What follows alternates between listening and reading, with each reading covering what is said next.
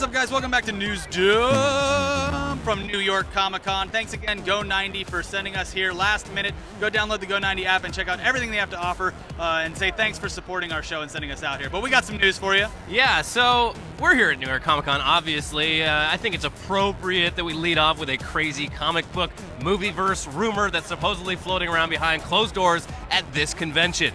Apparently, Avengers Infinity War is going to have a production budget of $1 billion. $billion! Austin Powers references never get old, right? Where the hell is Hal Rudnick? We need to get him to do that impression. Oh, God. It doesn't matter. He's somewhere around. Anyways, this is coming to us from Rich Johnston of Bleeding Cool, who says, the budget was the talk of the town among comic book film insiders that were all out having drinks earlier this week right here in New York. So how is this even possible? Well, first of all, it is being shot all at once. Infinity War is going to be split into two films released a year apart in May 2018 and May 2019.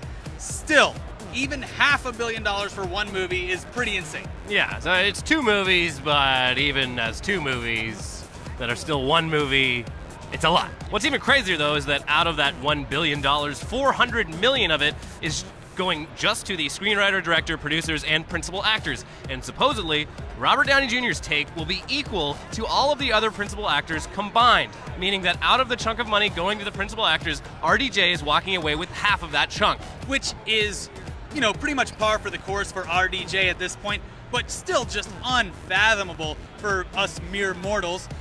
He regularly pulls in around $50 million per Marvel movie that he does, and that's before any back-end deals that he surely has in place to make his payouts even more lucrative. This man is saving up for that suit. He's going to be the highest paid actor of all time forever, probably. Yeah. Because of Iron Man. It's likely. Yeah. 'Cause this will never happen again. They'll be like, what were we thinking? just take the money, RDJ. Was it worth it? Yeah. So anyway, if this rumor turns out to be true, it's really not that surprising considering Marvel's track record of giving Robert Downey Jr. a lot of money and just spending a lot more money on their projects as they make more and more money off of them. There's also the fact, though, that Infinity War could likely be the last time that we see RDJ's Iron Man or Chris Evans' Captain America or really any of the other Avengers. So it'll be a big finale. They have to really send it off in a nice way. So spending all that money is a very nice send-off. It's a little severance package. It's like getting that gold watch after you've been working for the company for 30 years. Except this gold watch is $1 billion. Is a machine that makes unlimited gold watches. Yeah, just prints more gold watches. But speaking of movies that are so far away from right now that we probably shouldn't even be talking about them, it looks like director Danny Boyle, hot off the critical and commercial success of Steve Jobs, might be revisiting the world he and screenwriter Alex Garland created back in 2002 with 28 Days Later, which is a movie franchise that we just talked about recently on our modern movie Best of Horror Movies. We talked about Days Later, Weeks Later. Now, apparently, there's a third film in the series called 28 Months Later. Naturally, it's been going on in development for some time with Danny Boyle attached to executive produce, but he recently told the blog The Playlist that he might even be down to direct, saying, I've got no problem with directing. It's the usual thing. It's not about whether people think it's a good idea that you're directing.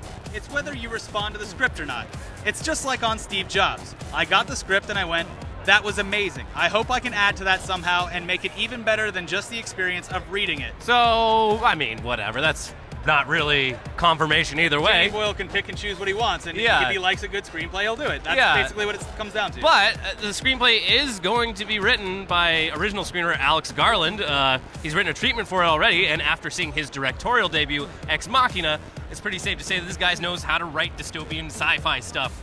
So, assuming his script is good, Danny Boyle should take the director's chair again. It'll be very interesting to see how this turns out, considering both of these guys have had such big, successful hits since then. Yeah. And they've both done great things with the sci-fi genre. So looking at how that experience can come together for another 28 days, weeks, months later film, it'll be interesting for sure. Yeah. In the meantime, though, he's got like so many projects right now. He's going to start shooting Trainspotting 2 next summer. There you go. Which I don't know how that's going to work, but I'm excited. Trainspotting's great. It's literally him, and he's the only person. Yeah.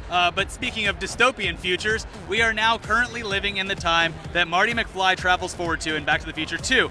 And while we don't have flying cars or hoverboards, we are getting some fun tributes from Universal as they celebrate the franchise's 30th anniversary. Yeah, so here at New York Comic Con, they're giving away bottles of Pepsi Perfect, Yes. which you'll recall is the futuristic product placement that Marty drinks at the Cafe 80s in the year 2015. The lines for this thing have been absolutely insane. All the Marty McFlys, because you get one if you dress as Marty McFly, Yeah. you gather up, and I have never seen so many impersonators in one spot. And even on Facebook, my friends were like, my first unborn child for a Pepsi Perfect, please. So I think it is the hottest item at this con. Yeah, Get there's only 1,500. 1,500 of them. They're only giving them away to people who actually showed up cosplaying as Marty McFly, which I think is fair. I'm going to try to steal one. Yeah, they're not letting just the usual, just any nerd can come in and prospect and then flip it on eBay. Yeah. Except if you actually go on eBay already and search for Pepsi Perfect, you'll find all sorts of outrageous listings asking for anything between $100 and $700 for a fucking bottle of Pepsi. This is why we can't have nice things, guys. Absolutely not. Yeah. So anyway, if you too would like to profit off of a worthless nerd knickknack, Pepsi will be selling these to the general public. They'll be selling about 6,500 of them on October 21st, 2015, the day that Marty went in the refrigerator. And guess how much it is? It's $20.15. Oh, that's very on the nose. Or $20,000.15. But anyway, we have more Back to the Future fan pandering to get to because Universal released a fake trailer for Jaws 19 referencing the 3D billboard that scares the shit out of Marty McFly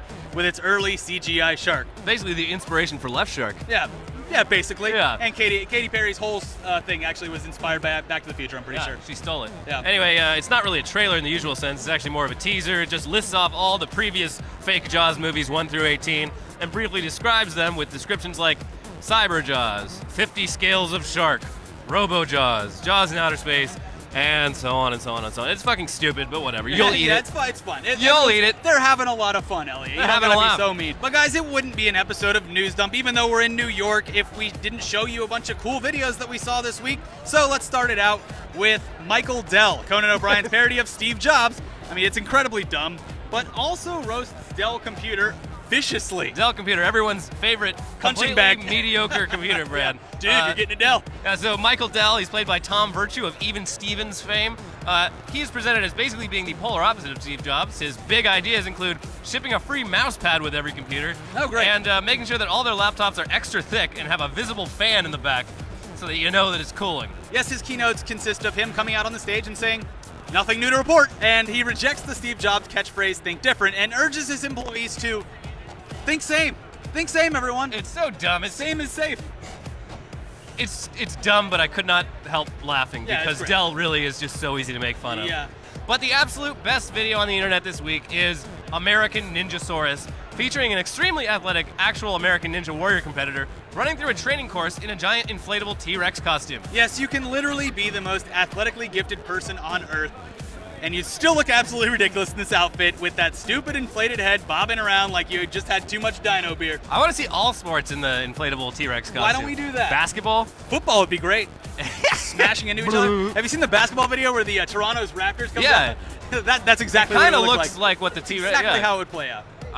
Start it up. Yeah.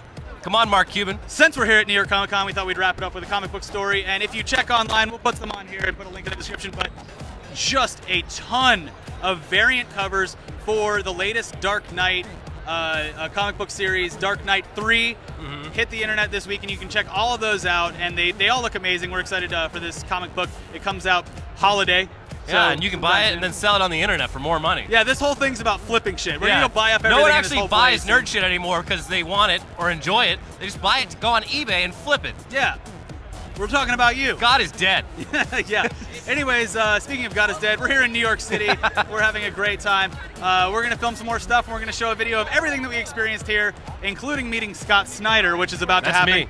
And this is Scott Snyder. I'm pointing beyond okay. you, but I'm so excited for that, and it's going to be amazing, and it's going to be a good video. So we'll see you guys very soon, and don't forget, tomorrow we have our podcast with Vern Troyer, so please be sure to check that out, and we'll see you next time. Ta-ta. Bye-bye.